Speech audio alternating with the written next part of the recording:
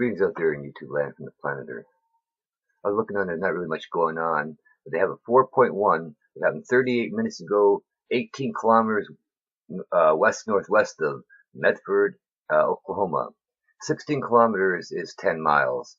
So 11 miles west-northwest of Medford, Oklahoma, 4.1. That's 7.78 kilometers, half a mile down, right? 38 minutes ago. Now, I know they've been having a few tremors there, some smaller ones. They had a couple. I don't know if a 4.1 is noticeable for those people. I figure it should be. Because they've been having a bunch of twos a couple of days ago and stuff like that. That oil fracking, they don't understand the damage they're doing. Oh, they're just opening the door to destruction in that whole area. I can understand what the guy was saying about the guy splitting there, because what they're doing, they're damaging it, right? They don't understand. They're taking the stuff out and not understanding how they're affecting the soil and the air.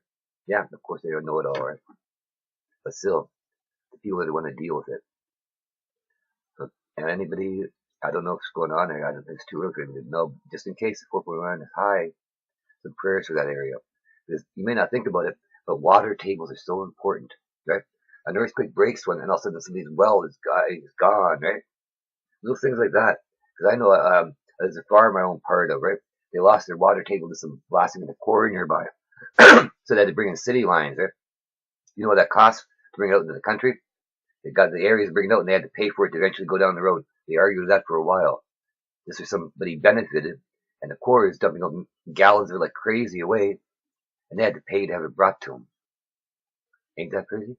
So I know about these little things, and most of you don't. And if you're out there in the middle of nowhere, and you need that water, the last thing you need is a quake breaking something, an aquifer that might be there, something cracking it, and you're losing all your water. The way things are going these days, every drop is precious. The way they're polluting all the good water we got and not even thinking about it. The fool today ruins everything for the young child tomorrow. And because they're only thinking about themselves. And there are many in need of prayer these days. Today it's them. Tomorrow it could be you.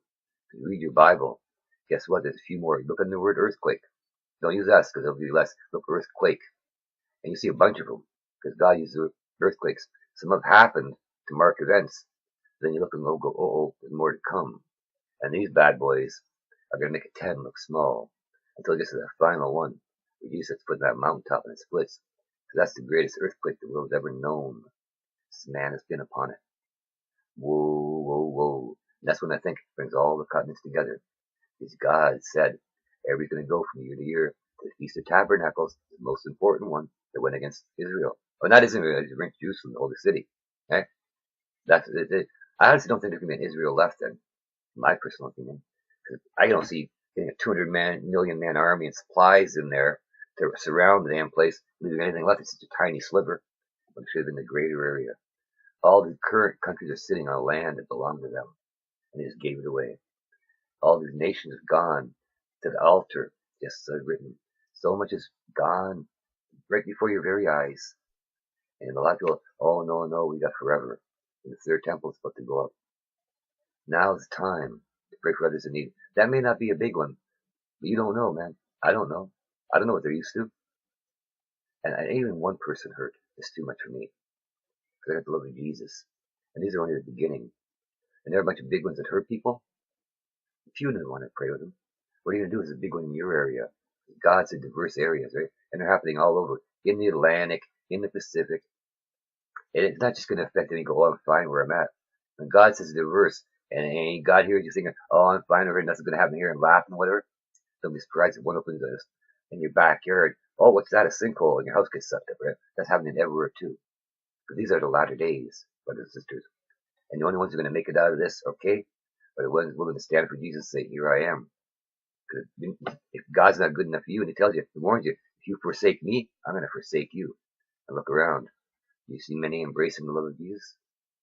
Most don't even know He wants a personal relationship with you. That's right. Just like any father to any child, He wants to talk to you. If you don't think God's good enough to talk to, then why should He talk to you? Think about it. Bye-bye.